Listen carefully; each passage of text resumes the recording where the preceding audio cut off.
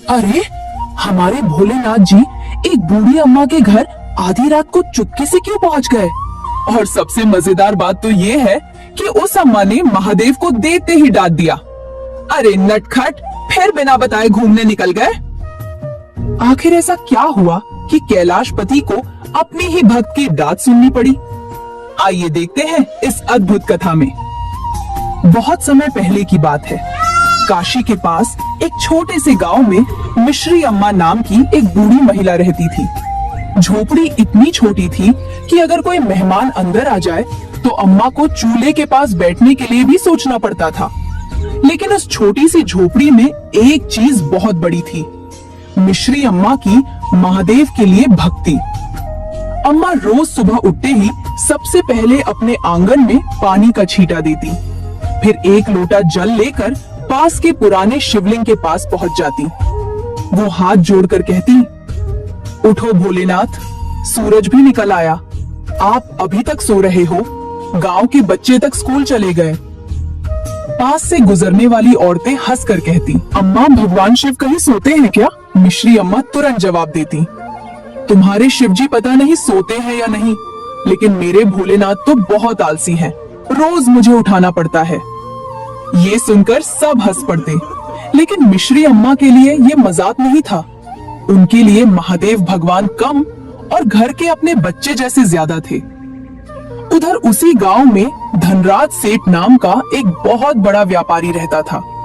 उसके घर में सोने चांदी की कोई कमी नहीं थी, लेकिन भगवान का नाम लेने में उसे ऐसा लगता था जैसे जेब से टैक्स निकल जाएगा। अगर कोई कहता, सेठ जी मंदिर चलिए, तो वो हंसकर बोलता, महादेव को अगर कुछ चाहिए होगा तो मेरे मुनीम को चिट्ठी भेज देंगे। लोग हंसते, लेकिन मिश्री अम्मा दूर से बस इतना कहती, भोलेनाथ एक दिन खुद तुम्हारे घर आएंगे बेटा, बस पहचानने वाली आंख चाहिए। उन्हें क्या पता था कि उनकी यही बात बहुत जल्द सच होने वाली थी, और उस दिन पूरे गांव को समझ आने वाला था कि महादेव को सोने का भोग नहीं, सच्चे दिल का प्रेम चाहिए। अगले दिन सुबह मिश्री अम्मा हमेशा की तरह अपने भोलेनाथ के लिए जल लेकर मंदिर पहुंची, लेकिन आज मंदिर के बाहर गांव में कुछ अलग ही हलचल थी। धनराज सेठ ने मंदिर के पास एक बड़ा भंडारा करवाने का ऐलान किया था। उसने सोने की बड़ी बड़ी थालियां मंगवाई थी। उनमें तरह तरह की मिठाइयां, पूरी, कचौड़ी, हलवा और दूध से बनी चीजें सजाई जा रही थी। सेठ छाती फुलाकर सबको बता रहा था, देखो, ऐसा भोग पूरे गांव में किसी ने नहीं लगाया होगा। आज महादेव भी सोचेंगे कि धनराज सेठ जैसा भक्त कोई दूसरा नहीं। पास खड़ी मिश्री अम्मा चुपचाप सुन रही थी। उन्होंने धीरे से शिवलिंग की तरफ देखा और बोली, भोलेनाथ मिठाई ज्यादा मत खाना, बाद में पेट दर्द होगा तो मेरे पास ही आना पड़ेगा। पास खड़ा एक लड़का हंसते हुए बोला, अम्मा महादेव को भी पेट दर्द होता है क्या? मिश्री अम्मा ने तुरंत कहा, अरे तेरे जैसे बच्चे को होता है कि नहीं? भगवान को भी प्रेम से खिलाओगे तो कभी कभी ज्यादा खा लेंगे। सब हंस पड़े, लेकिन उसी समय मिश्री अम्मा की नजर शिवलिंग पर पड़ी। उनकी आंखें अचानक गंभीर हो गईं। उन्हें लगा जैसे भोलेनाथ का चेहरा उदास है। अम्मा बोली, क्या हुआ मेरे लल्ला? सब तुम्हें इतना अच्छा अच्छा खिला रहे हैं, फिर भी तुम उदास क्यों हो? कोई जवाब नहीं आया।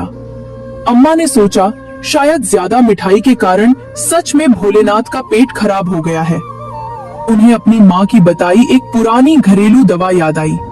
जब बचपन में उनका पेट दर्द करता था, उनकी माँ उन्हें कुछ खास जड़ी बूटियां पीस कर देती थी। अम्मा ने मन में ठान लिया, दुनिया तुम्हें सोने की थाली में भोग देगी, लेकिन तुम्हारी माँ तुम्हारे लिए दवा बनाएगी। उस रात वो अपनी छोटी सी झोपड़ी के बाहर गईं। कांपते हाथों से कुछ जड़ी बूटियां और बेलपत्र इकट्ठे किए, फिर पत्थर की सिल पर उन्हें पीसने लगी। उनकी आंखों में थकान थी, लेकिन चेहरे पर मुस्कान। वो धीरे से बोली, मेरे भोलेनाथ को आराम मिल जाए, बस यही चाहिए। उन्हें क्या पता था कि अगली सुबह उनकी यही छोटी सी दवा उन्हें मंदिर के दरवाजे पर ऐसी मुसीबत में डालने वाली थी जिससे खुद महादेव को अपनी माँ के लिए लीला करनी पड़ेगी। अगली सुबह सूरज निकलने से पहले ही मिश्री अम्मा अपनी छोटी सी मिट्टी की डिबिया लेकर मंदिर की ओर चल पड़ी। डिबिया में वही जड़ी बूटी का चूर्ण था जिसे उन्होंने पूरी रात जागकर अपने भोलेनाथ के लिए तैयार किया था। चलते चलते वो डिबिया को सीने से लगाकर बोल रही थी, मेरे लल्ला को आराम मिल जाएगा तो मैं भी चैन से बैठूंगी। मंदिर के बड़े दरवाजे पर पहुंचते ही अम्मा को 2 पहरेदारों ने रोक लिया। एक पहरेदार ने भौहें सिकोड़कर पूछा, अरे बुढ़िया, हाथ में क्या लेकर आई हो? अम्मा घबराकर बोली, मेरे भोलेनाथ के लिए दवा है बेटा। पहरेदार हंस पड़ा, भगवान शिव को दवा खिलाने आई हो? अम्मा ने मासूमियत से कहा, हाँ बेटा, कल बहुत सारा मीठा भोग लगा था, मेरा लल्ला थोड़ा ज्यादा खा लेते हैं, पेट में दर्द हो गया होगा। दूसरा पहरेदार इतना हंसा कि उसके हाथ की भाला तक हिलने लगी। अरे अम्मा, महादेव है वो, तुम्हारे जैसे गरीब की दवा से उनका क्या होगा? यहाँ बड़े बड़े पंडित पूजा करते हैं, बड़े बड़े भोग लगते हैं, और तुम ये मिट्टी की डिबिया लेकर चली आई। अम्मा ने दोनों हाथ जोड़ लिए। बेटा, गरीब की दवा छोटी हो सकती है, लेकिन माँ का प्यार छोटा नहीं होता। लेकिन पहरेदारों को उनकी बात पर जरा भी दया नहीं आई। एक ने गुस्से में उनके हाथ से डिबिया छीन ली और बोला, चलो यहाँ से। अगले ही पल उसने डिबिया जमीन पर फेंक दी। मिट्टी की डिबिया पत्थर से टकराई और टूट गई। उसके अंदर का सारा चूर्ण धूल में बिखर गया। मिश्री अम्मा कुछ पल तक बिल्कुल चुप खड़ी रहीं, फिर धीरे धीरे जमीन पर बैठ गईं। उन्होंने कांपती उंगलियों से उस चूर्ण को उठाने की कोशिश की। उनकी आंखों से आंसू गिरने लगे। वो बस इतना बोली, मैं अपने लल्ला के लिए दवा लाई थी, इसमें मेरा क्या था? भोलेनाथ, आज तुम्हारी माँ तुम्हारे लिए कुछ नहीं कर पाई। और उधर मंदिर के अंदर उसी समय महादेव के सामने रखा भोग पड़ा था, लेकिन किसी को नहीं पता था कि जिस भक्त की दवा मंदिर के बाहर धूल में बिखरी थी, उसी के प्रेम को स्वीकार करने के लिए स्वयं भोलेनाथ अब अपनी सबसे बड़ी लीला करने वाले थे। इधर मंदिर के अंदर दोपहर का समय हो चुका था। पुजारी ने महादेव के सामने तरह तरह के भोग सजा दिए थे। घी से चमकती पूरियां, मिठाइयां, हलवा और दूध से बनी चीजें देखकर पूरा मंदिर सुगंध से भर गया था। लेकिन आज कुछ अजीब था। शिवलिंग के सामने रखा भोग वैसे का वैसा पड़ा था। पुजारी ने हैरानी से कहा, आज क्या बात है? महादेव भोग स्वीकार ही नहीं कर रहे। उन्हें क्या पता था कि मंदिर के बाहर उनकी एक बूढ़ी भक्त रो रही थी। उधर मिश्री अम्मा अपनी झोपड़ी में लौट आई थी। वो चुपचाप एक कोने में बैठकर रो रही थी। भोलेनाथ, मैंने तो तुम्हारे लिए अपने हाथों से दवा बनाई थी। तुमने ही तो मुझे सिखाया था कि माँ अपने बच्चे की चिंता करती है। फिर आज मैं तुम्हारी मदद क्यों नहीं कर पाई? अम्मा ने आंसू पोंछे और चूल्हे के पास बैठ गईं। तभी आधी रात के समय उनकी झोपड़ी के पुराने दरवाजे पर धीरे से दस्तक हुई। ठक ठक ठक। अम्मा चौंक गईं। इतनी रात को कौन आया? फिर बाहर से एक बहुत ही मीठी आवाज आई, माँ, ओ माँ, दरवाजा खोलो ना। मिश्री अम्मा की आंखें फैल गईं। उन्होंने धीरे से दरवाजा खोला। सामने एक छोटा सा बालक खड़ा था।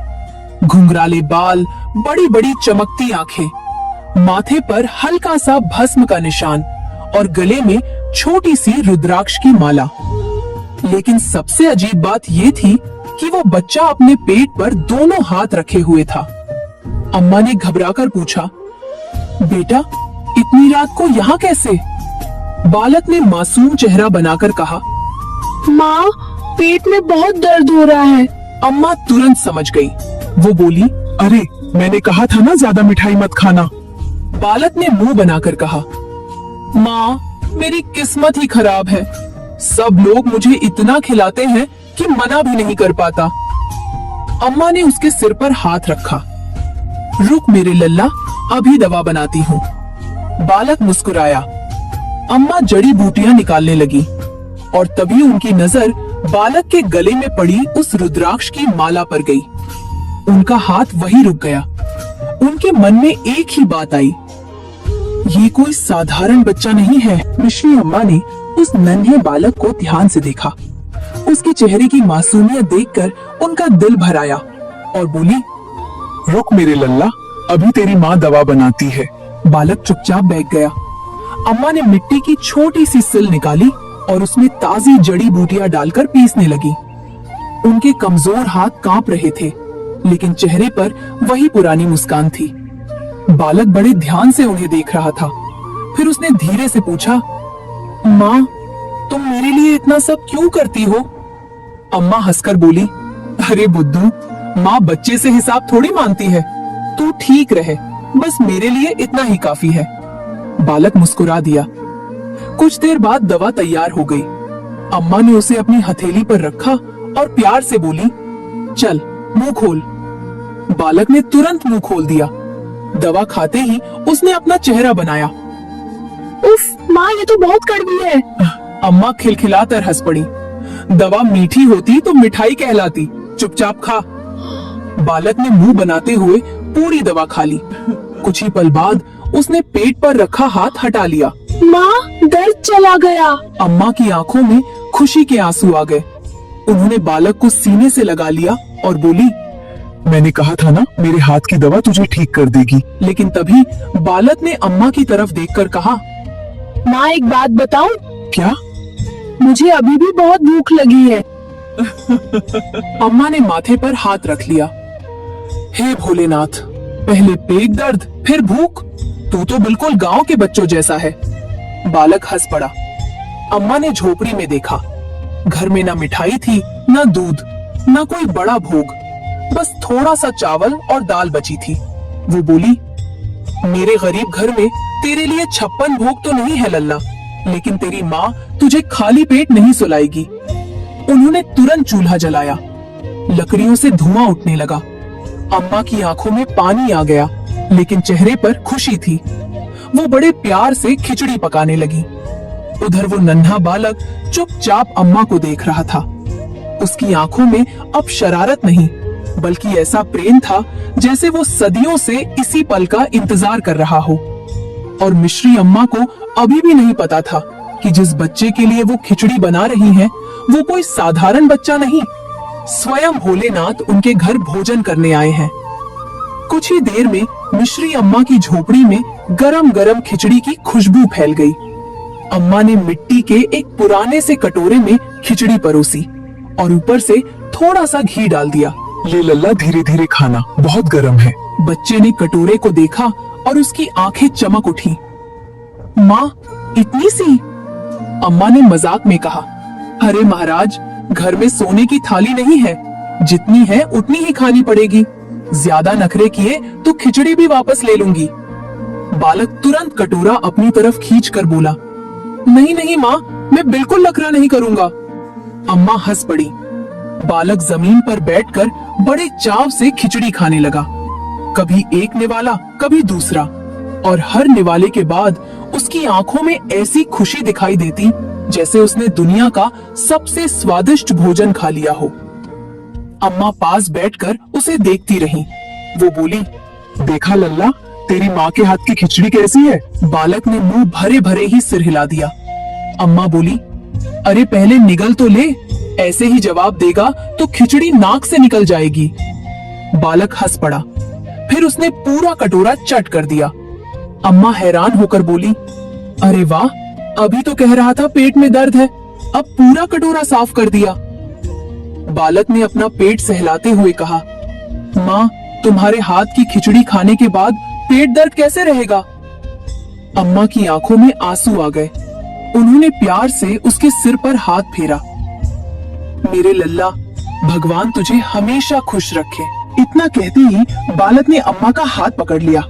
उसकी आवाज अचानक बहुत गंभीर हो गई। माँ, अगर भगवान तुम्हारे सामने खुद आ जाए तो तुम उनसे क्या मांगोगी? अम्मा कुछ पल चुप रही, फिर मुस्कुराकर बोली, मैं क्या मांगूंगी, बस इतना कि मेरे भोलेनाथ कभी मुझसे दूर ना जाए। बालक ने उनकी आंखों में देखा, फिर धीरे से मुस्कुराया। माँ, मैं तुमसे कभी दूर नहीं जाऊंगा। अम्मा ने उसे अपने सीने से लगा लिया, लेकिन तभी उन्हें महसूस हुआ कि बच्चे के बालों से एक अजीब सी दिव्य खुशबू आ रही है। उन्होंने उसके सिर पर हाथ रखा। उंगलियों में कुछ ठंडा और गोल सा लगा। अम्मा ने ध्यान से देखा। वो एक छोटी सी रुद्राक्ष की माला थी और उसके बीच में त्रिशूल का छोटा सा चिन्ह चमक रहा था। अम्मा की सांस जैसे वहीं रुक गई। अब उनके मन में एक ही सवाल था, कहीं मेरा लल्ला स्वयं भोलेनाथ तो नहीं?